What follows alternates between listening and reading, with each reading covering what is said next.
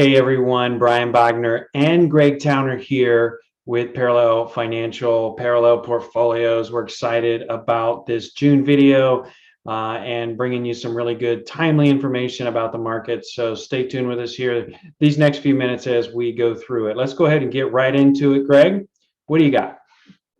All right, well, let's start off with a look at the broader US stock market. It's a 3-year chart, and things just keep continuing to act pretty well. We had recently last week a 1 or 2 day little scare when the Fed kind of scared people they may be raising rates sooner rather than expected, but they kind of fixed that language a few days later, and the market, for the most part, keeps acting well. We've seen a lot of that rotation that we've talked about for months now, but by and large, even though we're starting to enter the sometimes seasonally weak summer months, the market continues to act pretty well. I think what we would say is, of course, last year we had the huge run up in stocks. I mean, one of the best 12-month periods ever. And usually when you have that kind of run off a market low, the market needs to digest things for a little bit after that. And we can go back to 2003 as the market had that huge run, and then it took a year of maybe trading sideways a little bit. Same thing coming out of the financial crisis in 09, huge run for a year or so, and then another year of going sideways. And so let's kind of think about that. I mean, go back to a year from now, right? The economy was terrible. I mean, the economy almost didn't exist, right? It was shut down worldwide, yet the market was pushing higher because it was looking forward, and it just seemed to defy all belief. And now this year, things are a little different. The economy is ramping back up. It's starting to catch up to the stock market. Fortunately, earnings are coming in really strong for most corporations. So that doesn't mean it's a negative for the stock market, but sometimes it just needs a little pause to kind of regroup before it can do that next leg higher. Whether that means a few more months or another year of choppy, we'll see. I mean, it'd be nice if the markets just went up all the time, but that's not the case. And, a lot of times you don't need a reason either. People are like, well, why is the market going down? We don't need a reason. It's just, that's the nature when you get these many buyers and these many sellers together, and they're going back and forth determining where prices are at. Sometimes they get a little extended, we pull back, and there doesn't necessarily need to be a fundamental reason or anything like that. It's just the nature of the market. Greg, we did not do a video last month, okay? Right. And you put out a really, really good article on inflation. Can you give us an update on kind of where we're at on inflationary things right now?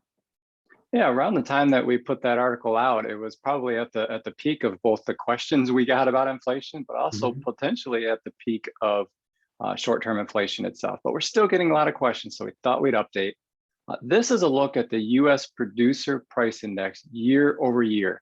So you can see here the recent numbers are just off the charts almost, right? I mean, really high. I think most of us have seen anecdotal things in our lives that kind of confirm what we're seeing there. There's a lot of logistics problems. I mean, the world was shut down last year. Manufacturing was shut down. A lot of plants are still trying to get open. I mean, fortunately, things are moving well here in the US, but a lot of international places are still largely shut. Ports are shut. So there's a lot of backup in logistics. We've all heard about the lack of cars because of semiconductor chips, that sort of thing. So the year-over-year numbers are quite high. However, if we look at some other data, so this chart, the red here looks more or less at what we just looked at, the year-over-year inflation, quite high.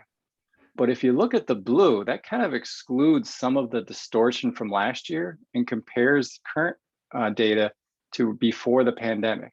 And that puts us right in the middle of the normal historical 2 to 3% inflation range. Right. So yes, we're all seeing some things that you can counteract that with, but for the most part, it seems like we're kind of in the range where we should be once we get past this.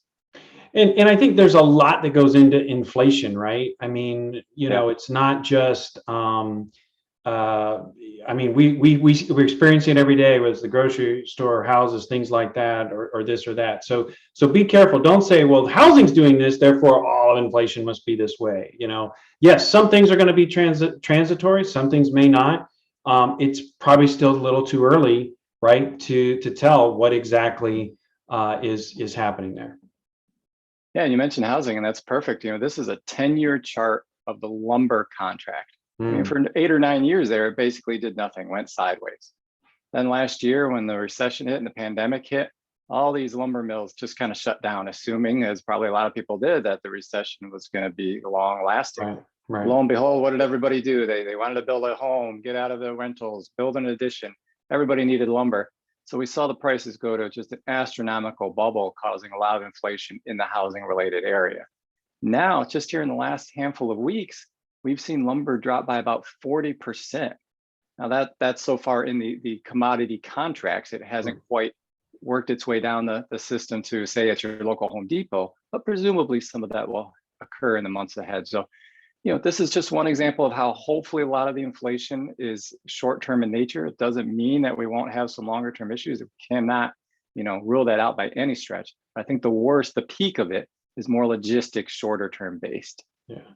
And I think another thing too to keep in mind, and at this chart here, looking at the 10-year yield, is that, we always tend to look at, all right, are the markets pricing in inflation? Yeah, we know prices are high right now. And again, we're not here to make a call. We're not putting the flag down and saying everything's transitory or everything's permanent. Okay, we think some things will be transitory, some things may not, but we're just going to see how things play out. But one thing we do know is that if all of this that we're happening were not transitory, the market, right, especially the treasuries. Now we know Fed's been buying them, and there's some things going on there, but we would probably see a lot more higher interest rates. I mean, if you look over the last 10 years, I mean, even though we've had this move up in the 10-year yield, we're still below where, if I were to just kind of draw an average line here over the last 10 years, I'd probably maybe somewhere around 2.25%, and we're still way below that as well. So a lot of the markets are not baking in necessarily runaway inflation or high inflation or things like that. But the reality is we're talking about it. It is here. But we're still, I think we still got some time to see how this thing plays out. So stock market trends, just as you said, Greg, continue to be strong. It's normal for a period. We've had this huge run off the lows from last March in 2020. It's normal for things to take a pause and prices take a pause, and maybe we get a little choppiness here. Okay, it's fine. We don't necessarily change all of our stuff, our plans or things like that. So we may not, just because you've got this strong, it doesn't mean it goes on forever. And the worst of inflation may have peaked. It's too soon, just like we said, to eliminate longer risks. But at least there's that initial spike that kind of grabbed all of us and got us talking about it. That seems like that's calmed down a little bit.